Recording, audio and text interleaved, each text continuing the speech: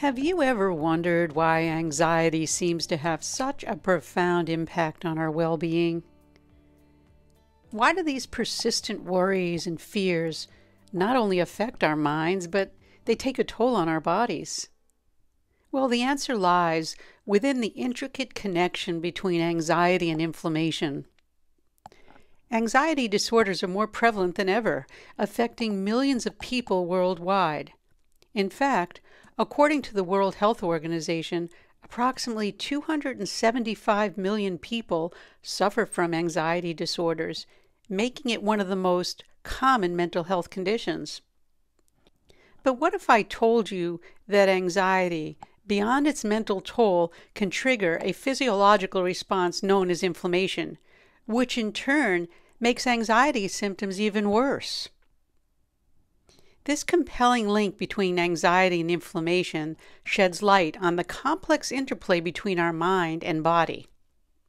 Hey, it's Susan, and this is the Meditative Shift podcast, where we attend to optimizing mind-body balance. In today's episode, we'll delve into the fascinating relationship of the anxiety and inflammation cycle.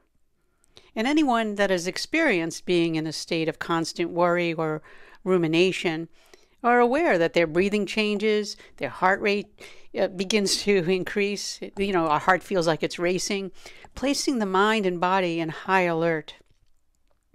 That's anxiety, and that's a health condition that affects millions of people worldwide. Now, I hesitate to say it's a mental condition because any imbalance in the mind causes a direct reflection on the body. Nothing happens in your mind that does not leave an imprint on your body and brain, for that matter. So someone that has anxiety or diabetes or heart disease all have mind-body imbalance. Wouldn't you agree? So I'm going to define anxiety as a health condition. It's when our mind and body are out of balance. And were you aware that anxiety can actually impact inflammation levels in your body, which I've been alluding to? And I discovered it within myself. Too much worry or anger causes maybe a gum flare-up, or a back to get stiff. Some people have shoulder problems, neck problems. All of these changes are mind-body related. So although anxiety and inflammation are two distinct health issues that have been gathering significant attention in recent years, these seemingly unrelated conditions are actually sharing a deeper connection. Researchers have discovered that anxiety can affect inflammation levels in the body, and in turn, inflammation can exacerbate our anxiety symptoms. Again, anxiety is characterized by persistent worry and fear. When we experience anxiety, our body's stress response system kicks into action, releasing stress hormones like cortisol. And these hormones are essential for short-term survival situations. However, chronic anxiety can lead to prolonged exposure to stress hormones, which can increase inflammation in the body. So, what is inflammation exactly? Inflammation is defined as a biological response to harmful stimuli, such as injuries or infections. But I'd like to add to include stimuli for the mind, like perceived threats. In other words, we can get an inflamed mind through its thoughts and impressions and its memories.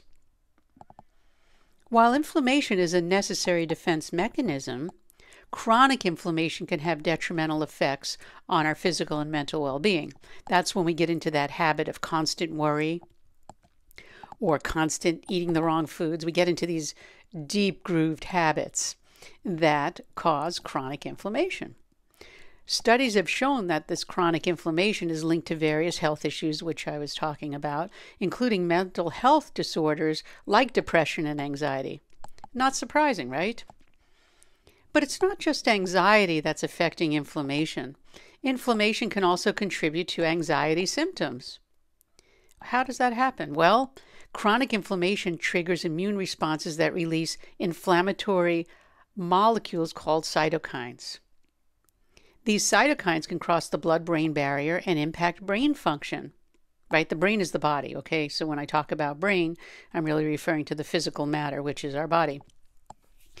Elevated levels of cytokines can disrupt the balance of neurotransmitters like serotonin, dopamine, and GABA, which are essential for regulating mood and anxiety levels.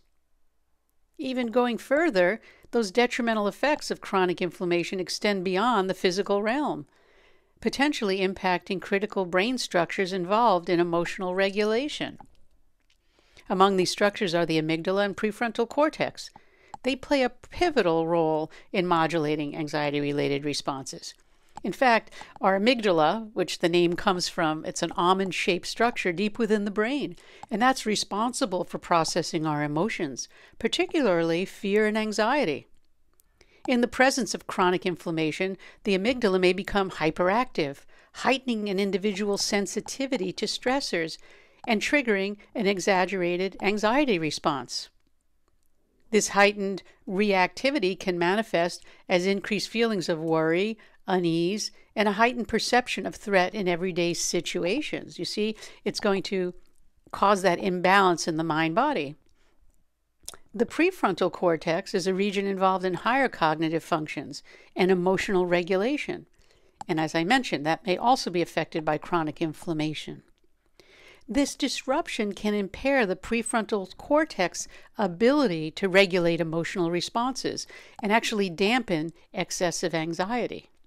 But consequently, individuals may experience the difficulties in actually effectively coping with stressors, leading to a vicious cycle of heightened anxiety and compromised emotional well-being. Research actually suggests that chronic inflammation can induce structural and functional alterations in these brain regions that I was just mentioning, the amygdala and prefrontal cortex, which may contribute, again, to an increased susceptibility to anxiety. Understanding the impact of chronic inflammation on these key brain structures offers really a valuable insight into the complex interplay between the immune system and mental health. By acknowledging the role in anxiety disorders, we can strive really to develop targeted interventions that address both the physical and psychological aspects of this condition. So it's worth noting that while chronic inflammation may contribute to an increased vulnerability to anxiety, it's not the sole factor involved.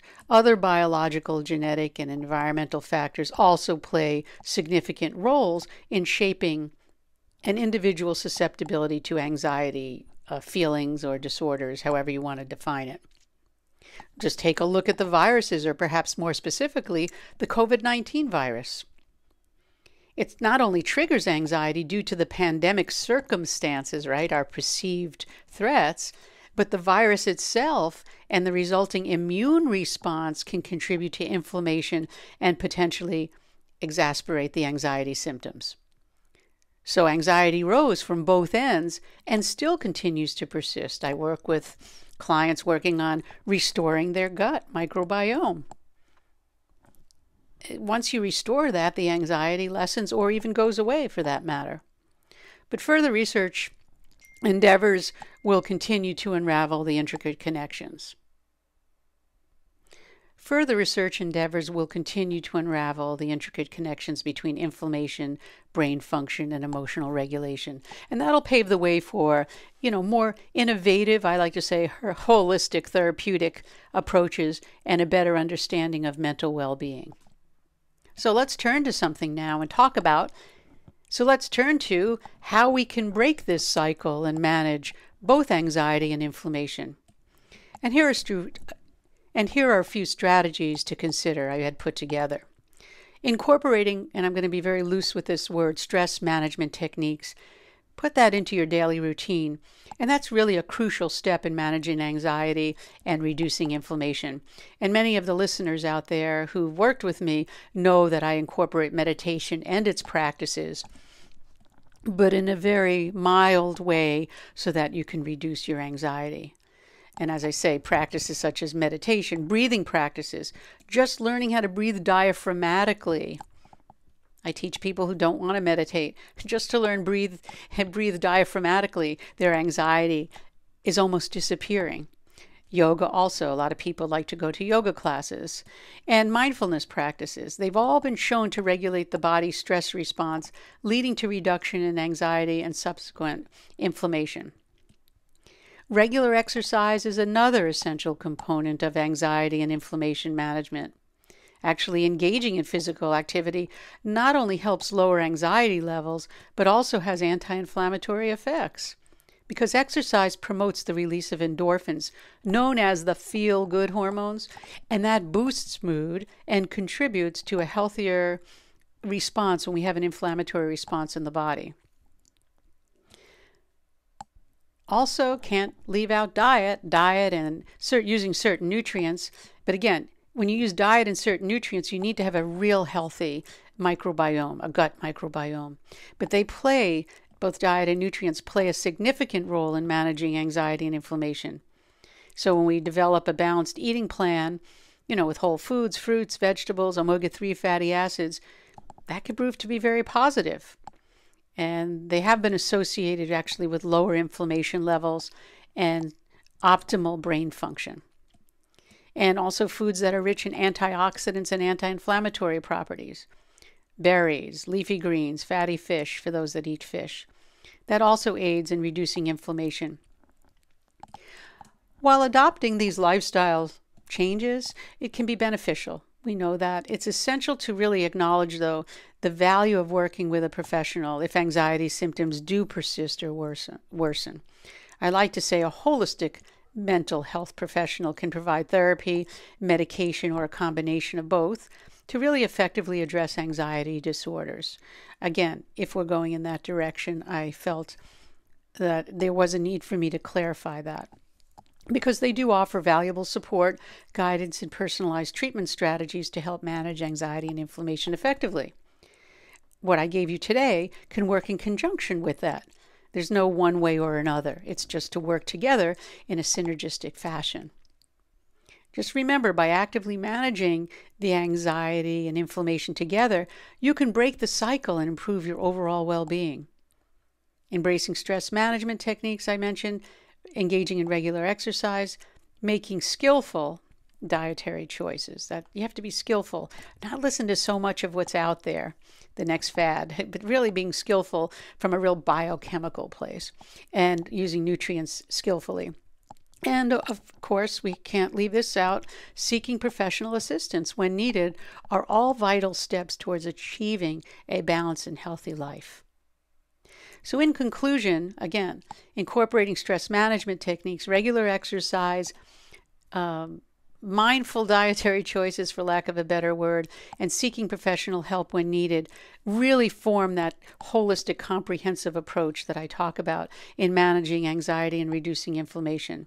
And by embracing these strategies, you can take proactive steps towards improving your overall well-being and really creating mind-body balance. Remember, everyone's journey is unique, and it may take time to find the combination of strategies that work best for you. Be patient and kind to yourself as you navigate this process. Small, consistent changes in lifestyle can have a significant impact on anxiety levels and inflammation over time. By prioritizing your inner self-care, adopting healthy habits, and seeking appropriate support, you're actually empowering yourself to break free from the cycle of anxiety and inflammation. Embrace the journey towards holistic well-being, and you may find peace, balance, and resilience along the way. You have the power to shape your own well-being. Embrace the opportunity for a meditative shift towards a healthier, more balanced life.